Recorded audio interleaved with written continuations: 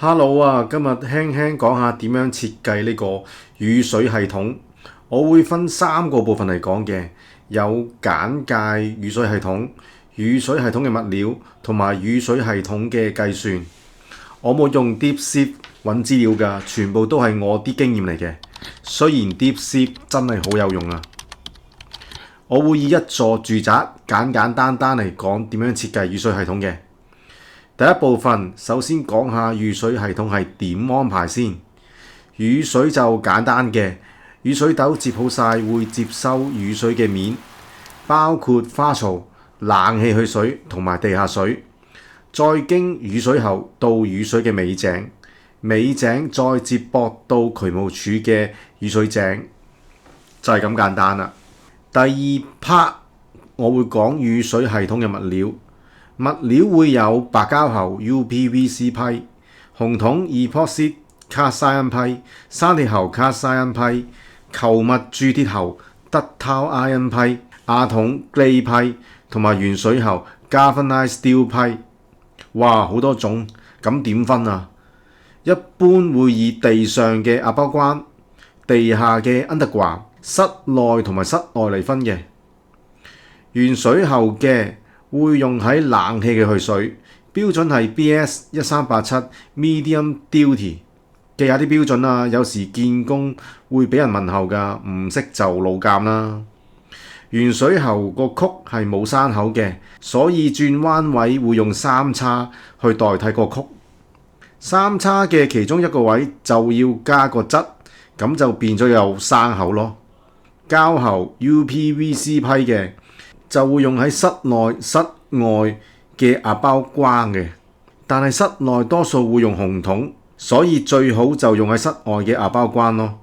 標準有 BS4514 同埋 BS5255，細喉嘅就係40mm 同埋50mm，唔會有32mm 嘅，因為露台嘅雨水斗會係40mm，大喉就用 BS4514，多數都係100mm至到150mm 嘅。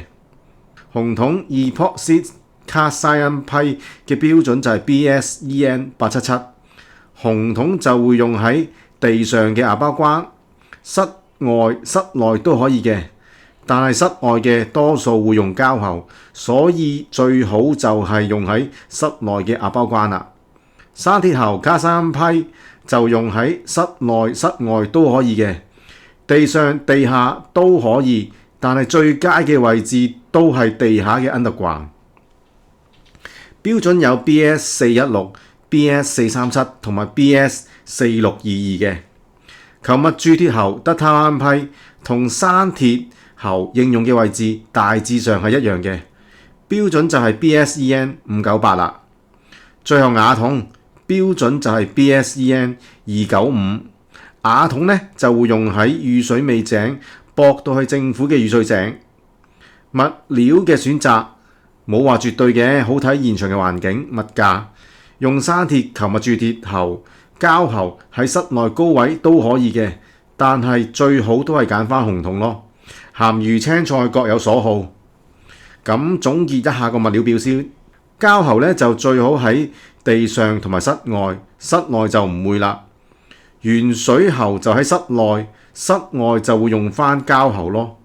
紅桶生鐵 DI， 我剔咗室外嘅，個剔係黑色。室外嘅膠喉去到底都係要鐵喉嘅，咁高衝落嚟鐵喉會好一啲咯。除咗紅桶生鐵 DI 喉都可以用喺地下嘅，瓦桶就用喺室外嘅地下啦。仲有一個物料未講嘅，就係雨水斗啦。雨水斗嘅物料會有個斗身同埋疏冷，斗身就係生鐵嘅，疏冷就有生鐵、不鏽鋼都可以。有人到嘅地方就不鏽鋼，有人行唔到嘅地方呢，就生鐵咯。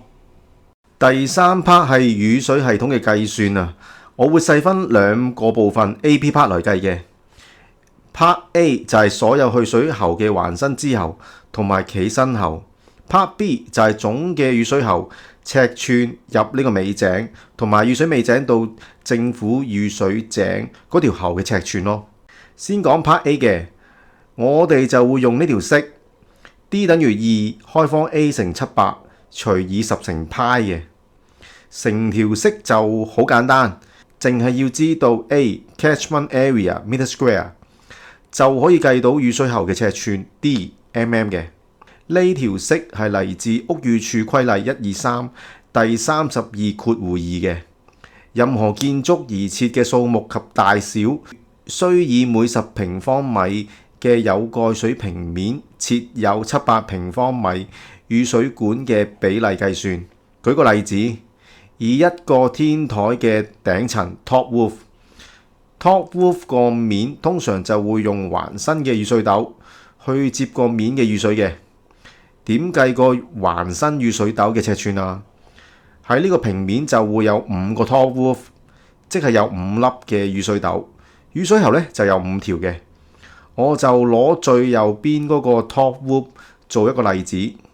個 catchment area 係21.7個 meter square， 我當佢22 meter square。22 meter square 代入條式就係 D 等於2開方22乘700除以10乘派，就會等於 44.2 mm 直徑嘅雨水斗，就可以接到22 meter square 嘅 catchment area 啦。但係喺室外嘅位置都會好少裝咁細嘅尺寸嘅，通常都會用呢個80 mm 起標啊，即係3寸。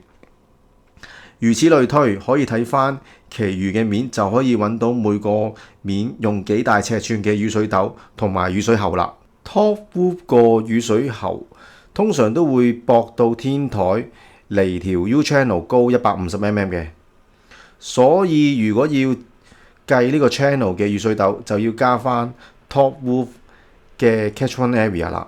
天面設計好所有嘅雨水斗，每一條嘅分支嘅雨水喉接駁埋一齊，例如2條駁埋一齊啦，2條直徑100 mm 分別接緊80 meter square 嘅 catchment area， 總共即係160 meter square 嘅。